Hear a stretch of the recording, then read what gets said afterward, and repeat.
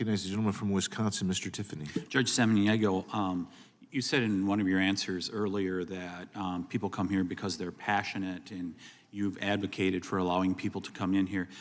Do you think that's a reason why we should allow people into America on a legal basis because they're passionate to come to America?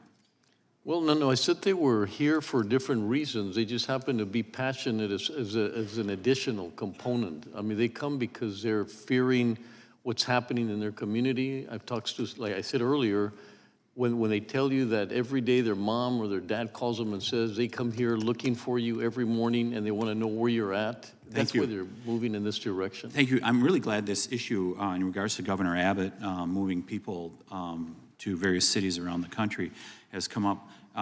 Have you been critical of Governor Abbott for what he's done? Absolutely, absolutely, because when you send someone that's not organized and they don't know who's on that bus, and some of them are not sponsored, that's a huge burden on that community. Have you been critical of the Biden administration when they've flown people all over the country in the dark of night?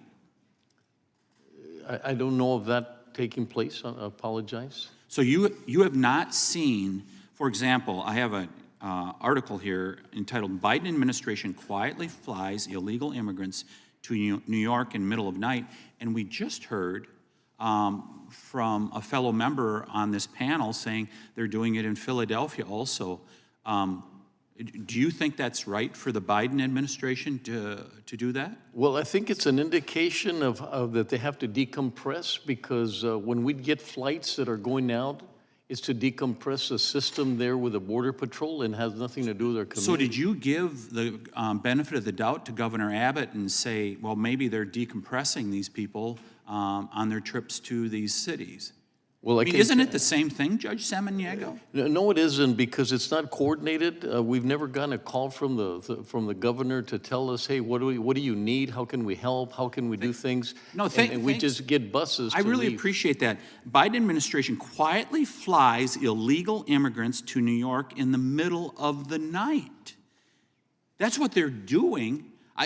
We'll be happy to share this article with you so you can see what's happening there. Thank you for your answer. Sheriff Daniels, I was in your county in June of 2020. What's changed since June of 2020?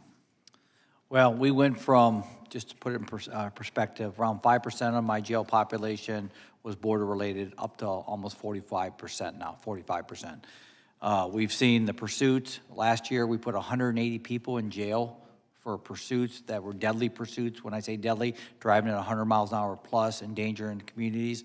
Some resulted in deaths. Some we interdicted before they killed somebody.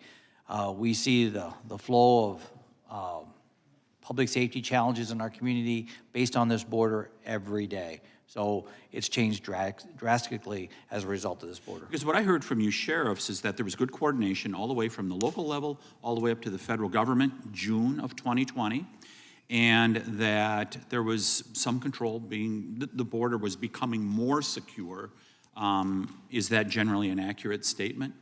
Yes, Congressman. In fact, Border Patrol, when I pull up to the scene to help my deputies, the troopers, officers, or agents, they always make a point to come over and say, Sheriff, thank you for what you do. Thanks for being a voice for us. We heard earlier that, I can't remember who it was that said that the increased fentanyl is not tied to illegal border crossings. Do you agree with that statement? No. And why not? The criminal cartels are exploiting our border, whether they're trafficking children, adults, males, females, whether they're human smuggling for profit, or they're doing illicit drugs. Either way, the criminal cartels are exploiting a border, and I keep hearing the different words about how it's controlled. It's not effectively managed right now, and until it is, the cartels are they're the winners of this. Those of you on the other side of the aisle, you can continue to wear blinders, or you can do photo op trips like the president did down to El Paso, where they clean up that region before he comes in. You can do that. But the American people are seeing very clearly what's going on. And now that we're in the majority, we're going to try to identify this as much as possible, because you're hearing the truth here from people like the sheriff, from the fentanyl families. And I hope you're meeting with those fentanyl families, because it's directly tied to the border. I want to just close with this. I hope as we go through this process, we also get more information out in regards to the NGOs, the International Organization for Migration, which has weaponized immigration into this country all the way from Panama up to the southern border. I hope we dig in deep to those NGOs that are complicit Time in is the greatest expired. human trafficking operation in perhaps in the history of the world. I yield back. Chair recognizes gentlelady from Pennsylvania. Is that right, Ms. Dean? Yes. All right, Ms. Dean. Thank you, Mr. Chairman.